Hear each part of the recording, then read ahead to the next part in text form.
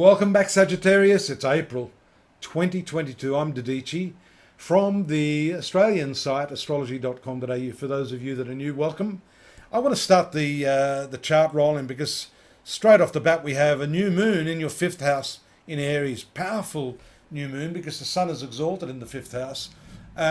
Please note, any of you women out there, I'm not sure whether you know that there's a dictum in astrology.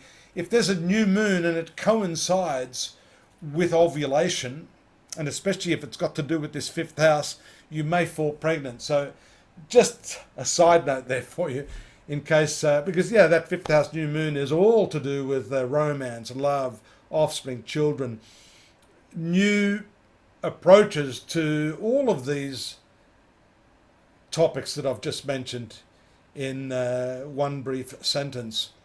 So be mindful of that, be on top of it.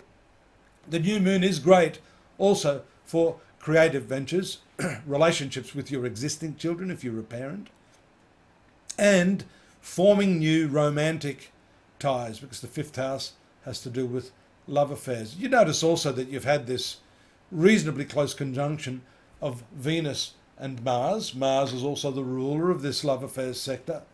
So there's a few aspects pointing to a good month of love and romance, with Venus also getting directional strength as it moves down here into the fourth house of the horoscope.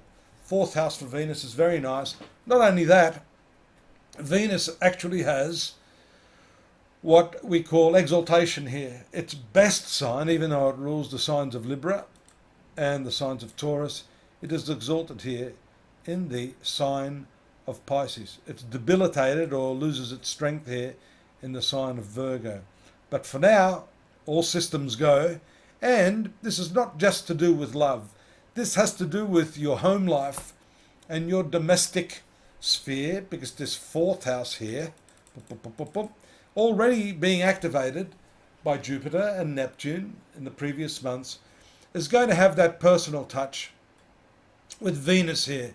Venus joins the idealistic planet of Neptune in due course, the expansive planet of Jupiter, here in the fourth house, indicating, to my way of thinking, some beautification of your home, some purchase of a new vehicle. These are the fixed assets in your life. And these are big ticket items as well. You know, houses aren't cheap.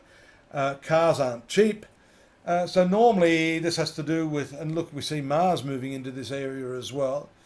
You've got 4 planets therefore after the 16th, just a day before the full moon there on the 17th, in your 11th house of fulfillment of your dreams. There it is there, 17th of April, the moon will be full in Libra in your 11th house here. And that shows us, with this combined influence of all of these planets in your 4th house, maybe something to do with your home, acquiring a new residence, getting a better deal on your rental, beautifying your home, doing some interior design, purchasing furnishings, buying a new car, reupholstering your new car.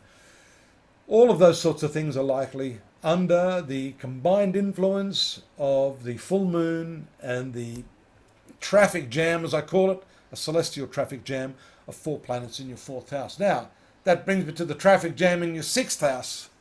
Another traffic jam starting on, well, you already had it there, but on the 20th, you see the sun moving into this 6th house. What's the 6th house? 6th house is the way you work. It's the locality of your work. It's your environment. And there may be some sort of ratification of workplace agreements in this span of time. And the reason I say that, Sage, is because the sun here is ruling your legal house, moving here in the 6th house. Mercury, the planet of documents, and the 7th house, as well as the 10th house of career, has to do with documentation, legal papers, contracts, agreements. And so you should pay special attention to that. It is a good time to look at that because the sun and Mercury doing well in the 6th house here. You can come out on top of anything that you request at that time.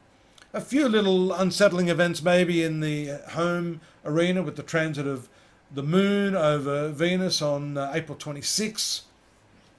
That's smoothed over as the moon moves away from Mars on the 27th, makes contact with Neptune, Venus and Jupiter, and then moves to that creative house, reactivating the new moon that we saw right at the outset of the month.